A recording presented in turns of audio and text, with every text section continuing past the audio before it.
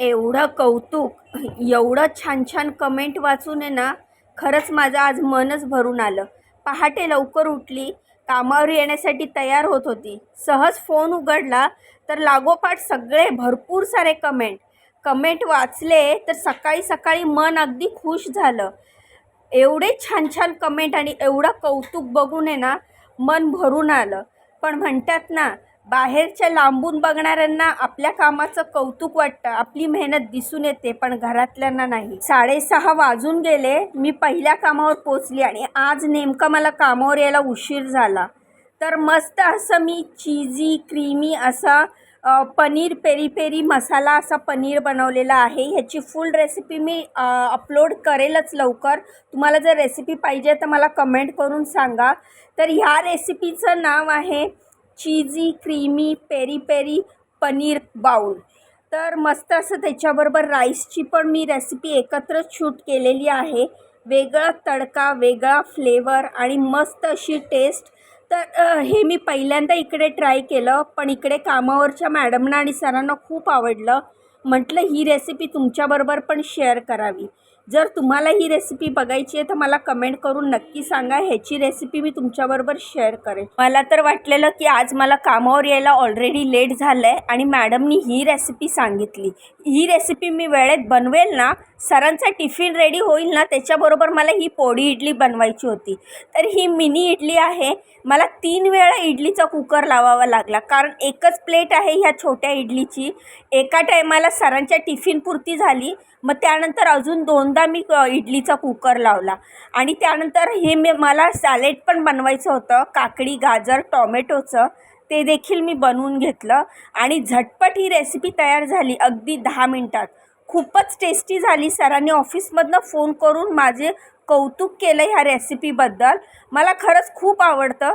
आपण एखादी रेसिपी बनवतो आणि समोरचा ते खाऊन जेव्हा कौतुक करतो ना, तेव्हा असं वाटतं की आपण जेवढी मेहनत केली आहे ना, तेवढी मेहनत आपली सफल झाली असं वाटतं. आणि बघा, मी सगळे टिफिन पॅक केले आणि नेहमीप्रमाणे आज सरांना मी चॉकलेट लावून देते आहे. आणि आज ब्रेडला चॉकलेट लावते. काल जाम लावला होता, परवा सॉस लावला होता, त्याच्या आधी लसणाची चटणी लावलेली, तर आज न्यूट्रेला लावला. तर अशा प्रकारे ब्रेड लावला आणि त्यानंतर ना हे एक इडलीचा कुकर झाला होता, म्हणजे एक प्लेट झाली होती मिनी इडलीची. पटकन पोळी इडलीला फोडणी करून घेतली. त्यानंतर किचन वगैरे क्लीन करून आता मला जायचं होतं दुसऱ्या कामावर. तर सध्या माझ्याकडे 3 कामं आहेत. चौथ्या कामासाठी सारखे फोन येत आहेत की रीमा आमच्याकडे याल का. पण आता तुम्हीच मला सांगा की मी काय करावं. आता मी आहे ना तुम्हालाच विचारणार आहे. मला जर काय अडलं, मला काही समजत नसेल, आता कसं आहे, तुम्ही मला कमेंट करता, मला सांगता, माझं काही चुकत असेल तर मला सांगता, रीमा असं करू नको, तू हे कर. तर मला आता तुम्हाला विचारायचं आहे. मला चौथ्या कामासाठी विचारताय, पण मग प्रश्न असा आहे की मला लगेच घरी जायचं असतं, मुलाचा टिफिन रेडी करायचा असतो आणि मग घरी जाऊन मी परत कामावर यावं का. आणि एवढ्या लांब परत 4 ते 5 किलोमीटर यायचं म्हटलं तर त्या वेळेला ट्रॅफिक पण असू शकतं आणि सध्याच्याला एवढी ड्रायव्हिंग करणं मला बरोबर वाटत नाही आहे, कारण आत्ताच मी आजारपणातनं निघाली आहे. तुम्हाला तर माहिती, माझी कमरेची आणि मानेची नस दबलेली आहे, त्यामुळे मला डॉक्टरांनी ड्रायव्हिंग कमीत कमी करायला सांगितली आहे. तर त्यामुळे आता परत मला हे चौथं काम पकडायचं का नाही म्हणून खूप कन्फ्युजन आहे.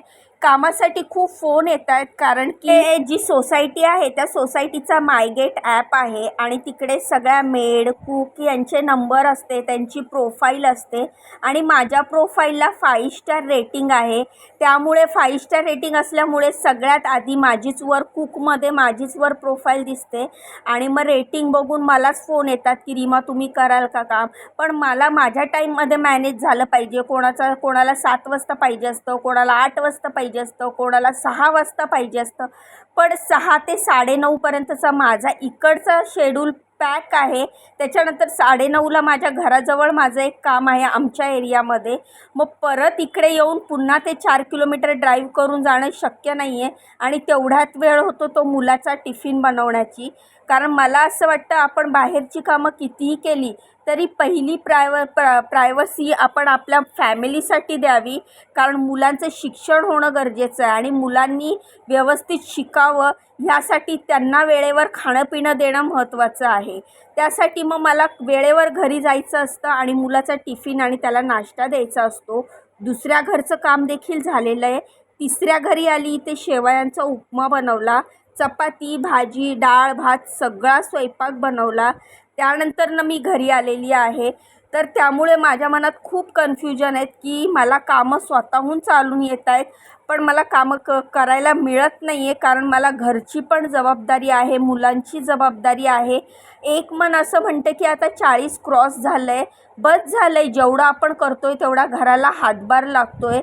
अति करून पण नंतर आजारी पडायचं आणि तो पैसा डॉक्टरला घालवायचा, ते बरोबर नाही आहे ना. त्यामुळे मिस्टर असं म्हणतायत की रीमा, जे तू 3 कामं करते त्या आपल्याला पुरेसे आहेत, जास्त हाव चांगली नाही आहे. आणि देवाच्या दयेने, स्वामींच्या आशीर्वादाने आणि तुमच्या सगळ्यांच्या सपोर्टमुळे माझ्या ह्या 3 कामाचे पैसे येतात. शिवाय मला यूट्यूब आणि फेसबुककडनं पेमेंट येतो. तर मला हा पण प्रश्न खूप वेळा विचारला जातो की एवढी तुम्ही मेहनत करता, व्हिडिओ बनवता, एडिटिंग करता, थंबनेल बनवता आणि त्यानंतर वेळात वेळ काढून व्हिडिओ अपलोड करता, तर तुम्हाला त्याचा काय फायदा मिळतो का? नाही तर फायदा मिळतो. मला फेसबुक आणि यूट्यूबकडनं पेमेंट मिळतो. फायनली बघा, मी कामावरनं घरी आली, मुलाच्या टिफिनची आधी तयारी केली. मुलाच्या टिफिनसाठी टोमॅटोची चटणी आणि चपाती बनवली. आज बुधवार आहे, पण मुलाला टिफिनला नॉनव्हेज घेऊन जाता येणार नाही. परवा जी मी मालाड मच्छी मार्केटमधनं जी मच्छी घेऊन आलेली त्याच्यातले हे रावस आज मी फ्राय करणार आहे. हे बघा, हे आहेत रावस, मस्त 5-6 पीस मी छान मसाला वगैरे लावून घेतले. रवा तांदळाचं पीठ काही लावलेलं नाही आहे, कारण मला तेवढा वेळच नाही आहे. मिस्टरांची पण सेकंड शिफ्ट आहे. मुलाचा टिफिन बनवेपर्यंत, बाकीच्या चपात्या वगैरे करेपर्यंत, घर झाडेपर्यंत 11:30 झाले होते. मिस्टरांना 12-12:15ला जेवण वाढायचं असतं, कारण त्यांना सेकंडला जायचं असतं आणि त्यांना खायची होती रावस फ्राय. टोमॅटोची चटणी, चपाती, आमटी भात बनवून झाला होता. पटकन त्यांच्यासाठी हे रावस फ्राय करायला घेतले. त्यांच्याबरोबर आम्ही पण एक पीस खाऊ. तर बघा, ह्या साईजचे रावस मी आणले होते मालाड मार्केटमधनं. हे साफ केल्यानंतर एवढी साईज आहे. तर मला हे 12 पीस पडले होते 150 रुपयामध्ये. 150 रुपयामध्ये मी 12 पीस रावस आणले होते आणि एकदम फ्रेश होते. आणि ही आहे टोमॅटोची चटणी, जी मी मुलाला डब्याला बनवलेली. तर ही एवढी उरलेली आहे, ती मी वाटीत काढून ठेवते, म्हणजे हे फिश फ्राय होईपर्यंत मी एका बाजूला भांडी घासून घेईल. आपल्या बायकांचं असंच असतं, एका वेळेला 2-2, 3-3 कामं आपल्याला आटपायची असतात. आल्या मुलाचा टिफिन बनवला, वॉशिंग मशीन चालू केली म्हणजे कपडे धुतले जातील, घर झाडून घेतलं, फिश फ्राय होईपर्यंत भांडी घासून घेतली, अशी पटापट सगळी कामं आवरली. तर असा होता हा आजचा व्हिडिओ. तुम्हाला व्हिडिओ कसा वाटला कमेंट करून सांगा. व्हिडिओ आवडला असेल तर व्हिडिओला लाईक, चॅनलला सबस्क्राईब करा, इंस्टाग्राम फेसबुकवर फॉलो करा. चला बाय. श्री स्वामी समर्थ.